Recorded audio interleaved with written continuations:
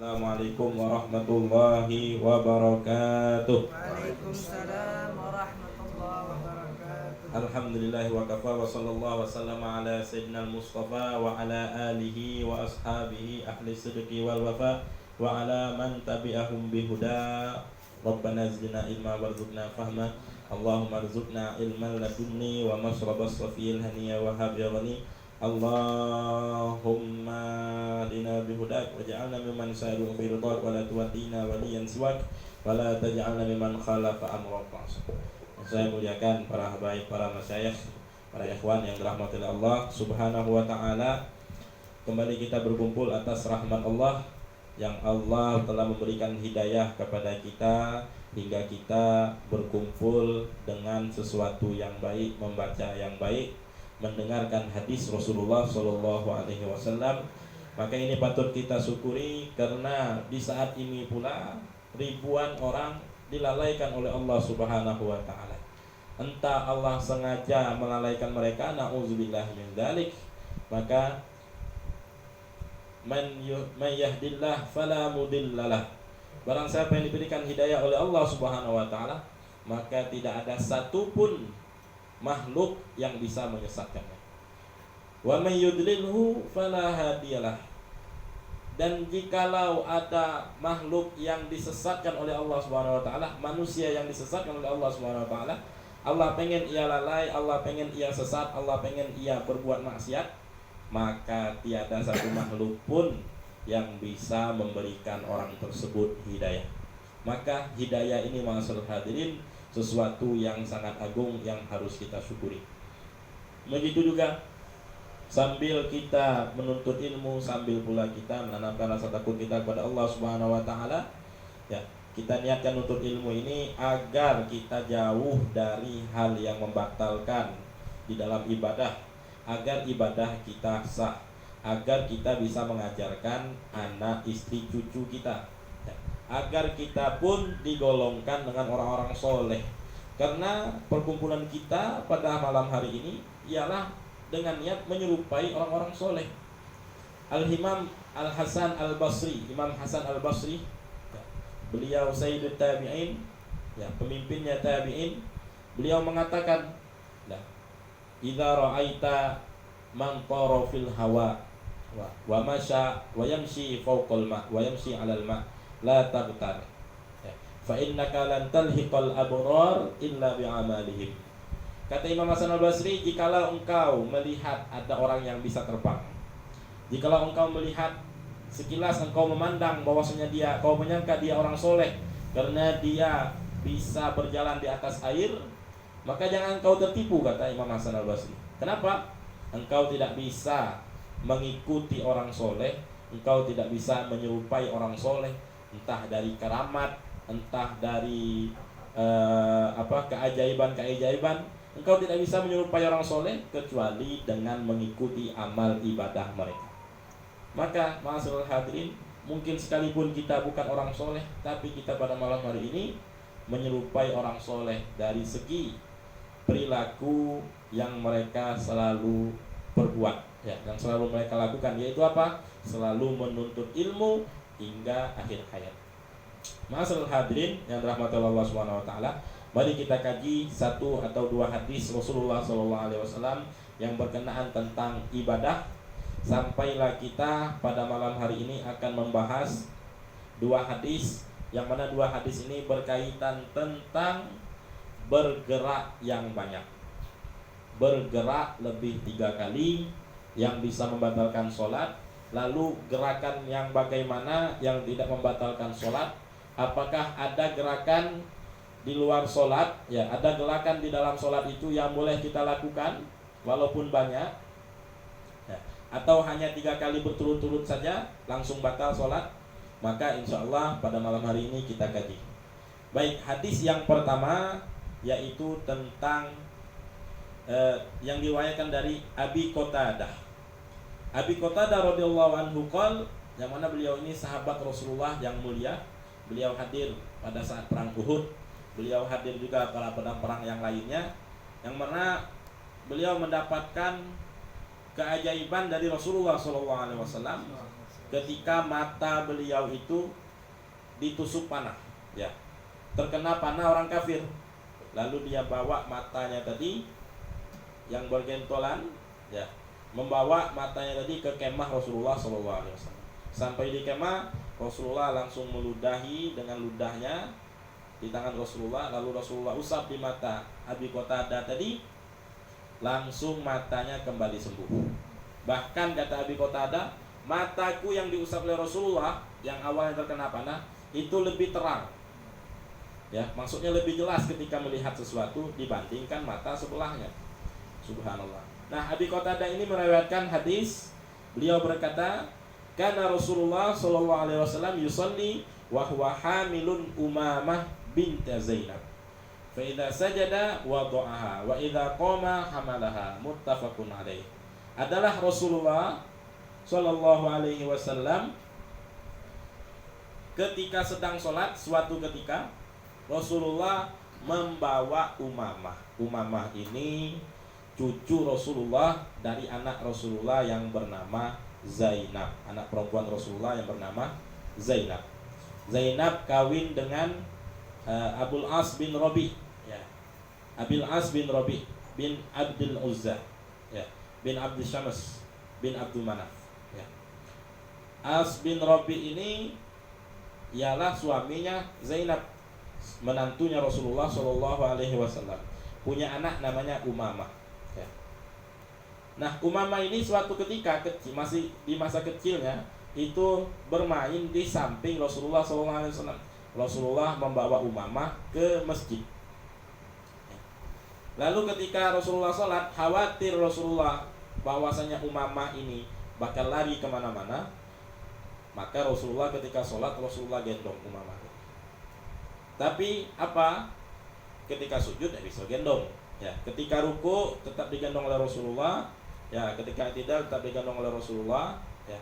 Ketika sujud diletakkan lagi, ya, di samping Rasulullah. Begitu terus setiap rakaat. Ketika mau naik rakaat kedua, Rasulullah gendong lagi Umamah. Baik. Apa? Muttafaqun alaih hadis ini diriwayatkan oleh Bukhari dan Muslim. Ya, disepakati akan kesohihannya. Baik. Ada tambahan dari Imam Muslim, wa huwa ya'ummun nas fil masjid. Kata Imam Muslim, Rasulullah sedang mengimami, ya, para sahabat di masjid, ya, di Masjid Nabawi. Baik. Ini sifat Rasulullah yang mulia, ya. Muntaha karomul akhlak. Rasulullah itu mempunyai akhlak yang sangat tinggi, budi pekerti, rasa kasih sayang. Apa? Yahmilus sibyan, membawa anak kecil, ya, kasihan dengan Umamah, prihatin Rasulullah dengan cucunya, ya. Wa yuwasil fuqara wal masakin, dan Rasulullah itu selalu menyenangkan, menghibur hati orang-orang fuqara dan masakin. Hibur dengan mana? Hibur dengan memberikan makan ataupun memberikan sedekah, ya. Sudah tahu orang butuh makan, malah dihibur dengan nyanyi, tidak kenyang, ya. Atau orang haus malah dihibur dengan joget misalnya, tidak kenyang, tidak hilang hausnya. Maksudnya menghibur dengan menyampaikan hajat mereka. Itulah Rasulullah Shallallahu Alaihi Wasallam. Jadi kalau Rasulullah tidak punya makanan, Rasulullah menawarkan kepada sahabat-sahabatnya yang kaya untuk menanggung makan siang atau makan malamnya sahabat Rasulullah Ahlus Suffah. Ahlus Suffah ialah sahabat-sahabat Rasulullah yang tidak punya rumah, yang mana mereka lebih memilih tinggal di dalam masjidnya Rasulullah Shallallahu Alaihi Wasallam, sehingga terkadang tidak makan mereka, butuh mereka makan, lalu dihampiri oleh Rasulullah, ya. Rasulullah ajak makan atau Rasulullah suruh sahabatnya yang kaya, yang dermawan untuk menjamu mereka makan. Begitulah Rasulullah Shallallahu Alaihi Wasallam. Nah, Rasulullah suatu ketika membawa cucunya, ya. Rasulullah sedang sholat. An-nathiyabul atfal wa ajsaduhum thahirah. Sejatinya baju yang dipakai oleh anak kecil dan badan anak kecil itu sejatinya suci, ya.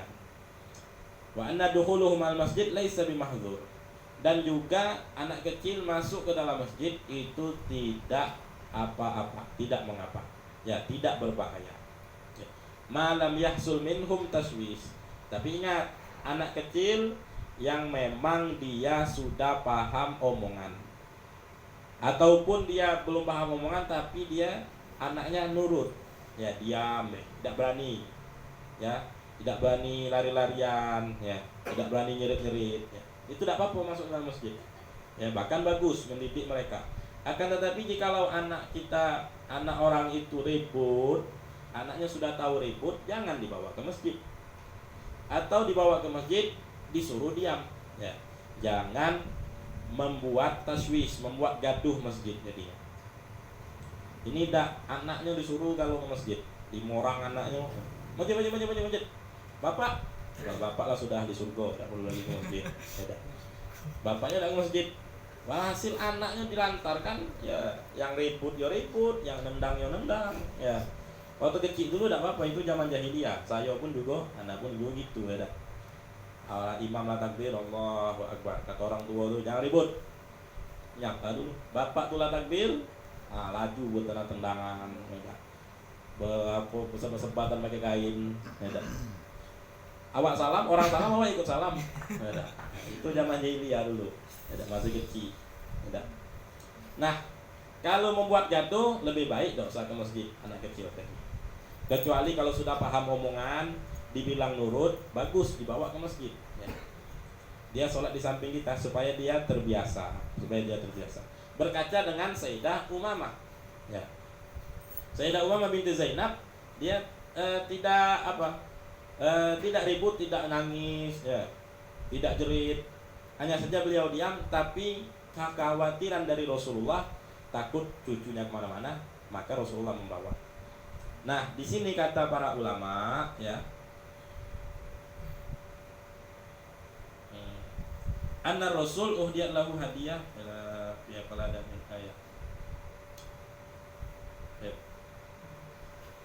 Nah, Sayyidah Umamah ini kata ulama ahli hadis dibawa oleh Rasulullah. Karena Rasulullah yakin betul bahwasanya bajunya bersih, baju Umamah ini bersih, dan badan Umamah ini bersih, ya. Maka tidak mengapa jikalau kita yakin anak kita ini bersih, bajunya bersih, tidak bekas kencing, tidak bekas BAB, ya, dan juga tidak memakai pampers yang ada najis di dalamnya. Maka tidak apa-apa ketika dia nyenggol kita, atau kita bawa sholat, atau dia nyengkam, atau dia memeluk kita, ya, sholat kita tetap sah. Tapi jikalau ada anak bayi, ya, anak balita, dia pakai pampesnya berisi najis, berisi air seninya atau BAB-nya, ya, maka ketika dia menyengkam kita atau memeluk kita, maka kita telah bersatu dengan anak yang membawa najis. Karena dia bawa najis lalu megang kita, maka kita pun seolah-olah membawa najis. Maka membawa najis ketika sholat tidak sah sholat kita, ya, batal sholat kita. Kenapa? Karena bersatu dengan najis, ya, dipegang oleh anak kecil yang bawa najis. Maka sama kita bawa najis, ya. Maka tidak sah sholat kita, ya. Akan tetapi jikalau anak kita baru cebok dia, dan kita yakin ini bersih, pempesnya, ya, bajunya bersih, badannya pun bersih, maka sah dia. Kalau tetap sah sholat kita jikalau dia memeluk kita, anak tadi memeluk kita. Tapi kembali lagi di sini, orang tuanya lagi bagaimana cara mencebok anaknya. Nah, kata mazhab Syafi'i, mencebok anak itu harus dialirkan air, minimal air mengalir, walaupun pakai kapas, ya. Biasa ada kapas bola, itu untuk cebok pup anak, ya, untuk cebok kotoran anak, ya. Dia pakai kapas tapi dibanjirkan dulu, maksudnya diteteskan, dialirkan air dulu, ya. Sudah dibersihkan pupnya itu, lalu diteteskan air, ya, dibanjirkan air, ya, dialirkan air di tempat najisnya itu, tempat keluar najisnya itu, sudah suci. Tapi kalau misalkannya pakai tisu basah misalkan, ya, tisu campur alkohol pula, ya, maka tidak dialirkan air di situ, maka tetap kemaluan anak tadi najis. Maka walaupun anak tadi baru pakai pampers, ya tetap najis. Kenapa? Karena tidak dialirkan air. Begitu kata mazhab Syafi'i, ya, baik. Nah, apa faedah hadis ini? Faedah hadis ini tentang Rasulullah ini apa? Tawadu'ur Rasul ma'as sibyan wasa'idid du'afa bimulaqafatihim wasyafaqah bihim wal ataf bihim. Ya, kerendahan hatinya Rasulullah sallallahu alaihi wasallam dengan anak kecil. Rasulullah jikalau bergaul dengan anak kecil jadi senang, bukan jadi takut. Beda dengan kita, kalau kita jago haibah, jago wibawa, budak kecil tidak berani. Ya. Dengan kita, anak kita tidak berani sama kita, takut. Kalau kita masuk rumah, itulah diam kalau kita. Nah, apa kata Rasulullah?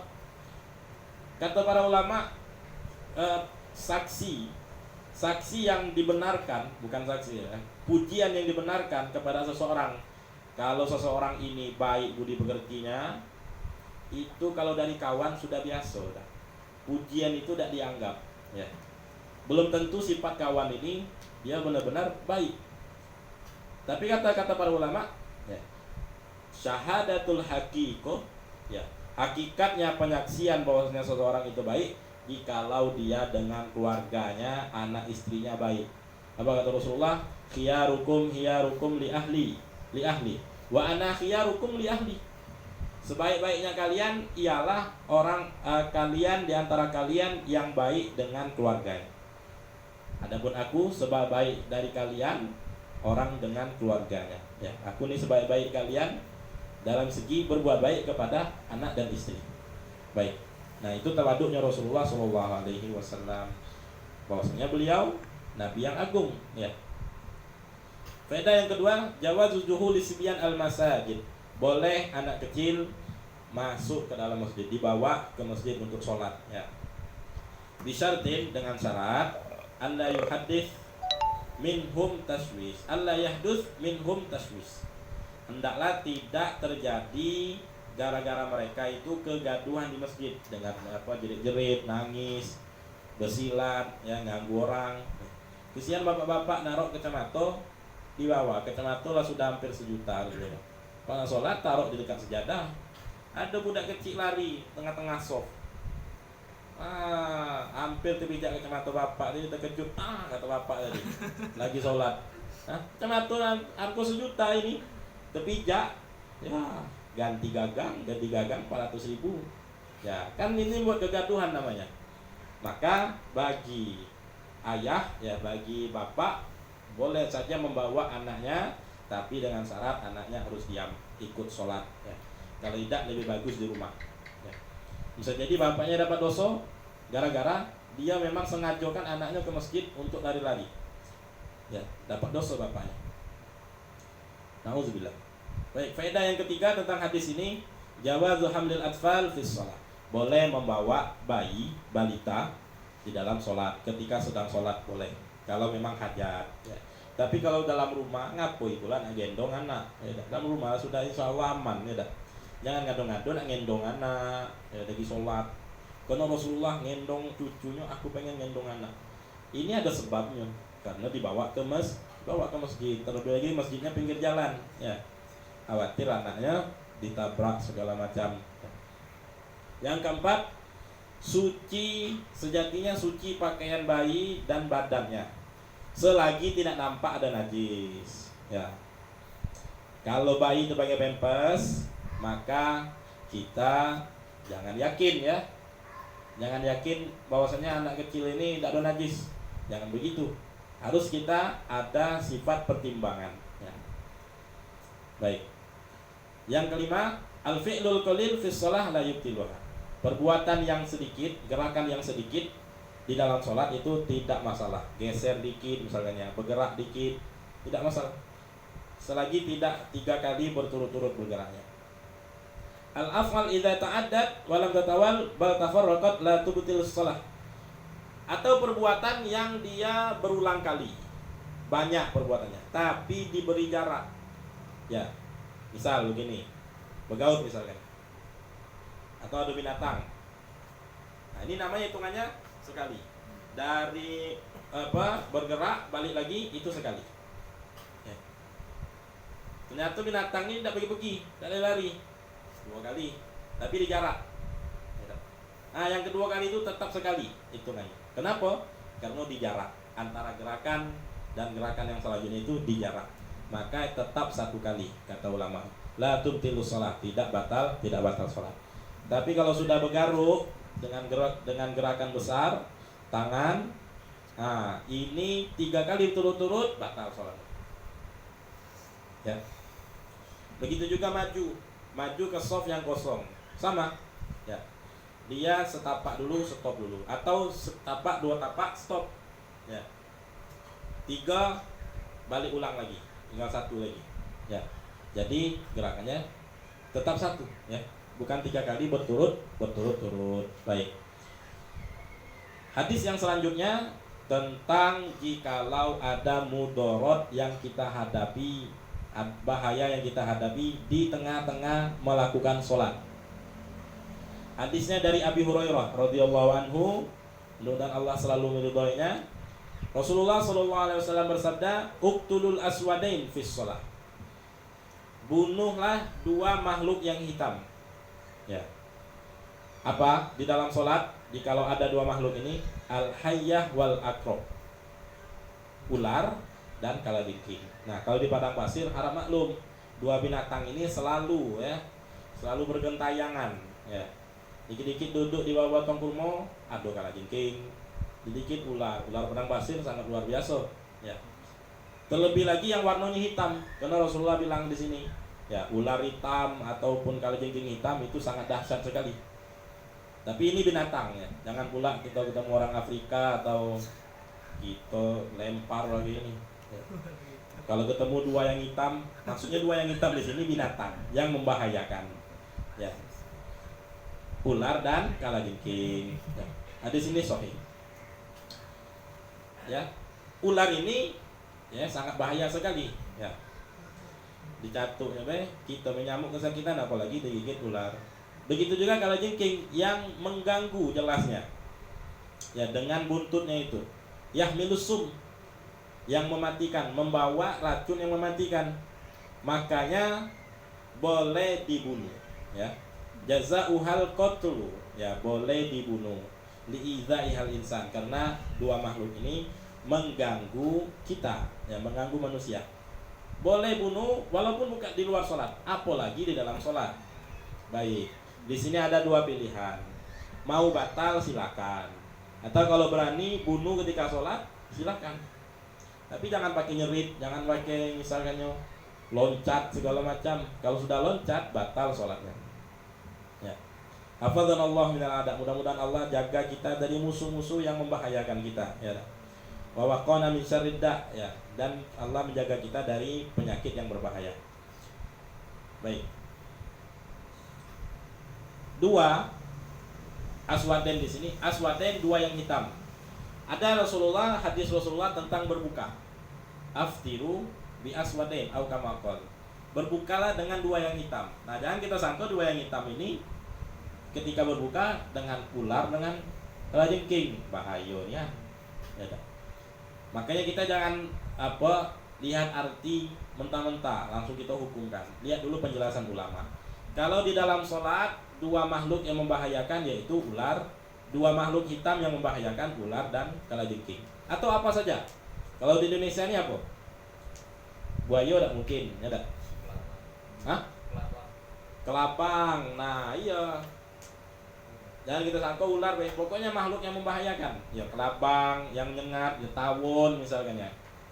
Tawon tidak perlu nyari yang hitam, binatang yang merah pun kalau bahaya kita bunuh, ya. Jangan kita berpatokan dengan hitam. Wah, ada kelabang lewat, ada warna hitam, usah bunuh lah. Ya. Bukan maksudnya di sini binatang yang membahayakan. Yang paling bahaya itu yang warna hitam. Ya. Tapi kalau ada sesuatu yang membahayakan kita, ya, binatang yang membahayakan kita, kalajengking, kelabang, apa lagi? Tawon, ya. Apa lagi? Yang sering kita hadapi, ya, tawon dan dan saudaranya, ada kepo kata orang Jambi, kepo, lepo, lepo itu kayak tawon juga, nyengat sangat luar biasa sekali, ya. Baik, apa pemahaman tentang hadis ini? Rasulullah menganjurkan kita mencari pencegah yang membahayakan kita walau di dalam sholat. Baik. Jikalau tidak bisa, maka batalkan sholat. Ya. Ada yang membahayakan jiwa kita, membahayakan nyawa kita, ya, maka batalkan sholat. Tapi kalau tidak membahayakan nyawa, misalkannya semut, misalkannya, atau ya, kalau semut silakan ya. Kalau semut silakan, mau batal, mau tidak silakan. Nyamuk, ya. Tapi kalau yang membahayakan nyawa, seperti ini tadi, kalajengking, ya, bentar-bentar lagi, innalillahi wa inna ilaihi rajiun. Ya, dah. Bisa nigo hari, nuju hari di rumah gitu.